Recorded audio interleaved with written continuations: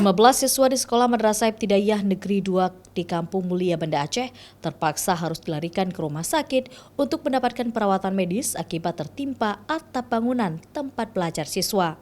Tembok layar yang berada di lantai 2 gedung sekolah tiba-tiba roboh sekitar pukul 15.30 waktu setempat. Saat kejadian, sebagian siswa sedang belajar di balai yang atapnya tertimpa material bangunan tombak layar yang tengah dikerjakan. Pasca kejadian, seluruh siswa yang tengah belajar di ruangan sempat panik dan berhamburan keluar ruangan.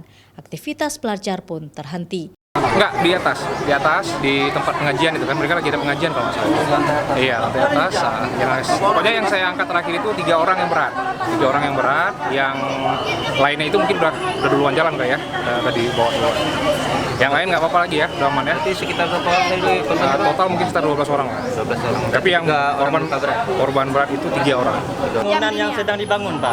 Bangunan yang sedang bangun menimpa balai pengajian. Nah, jadi bangunan yang sedang dibangun itu menimpa balai pengajian. Jam berapa tadi kejadian? Jam 3. Jam 3 Pak. Ya.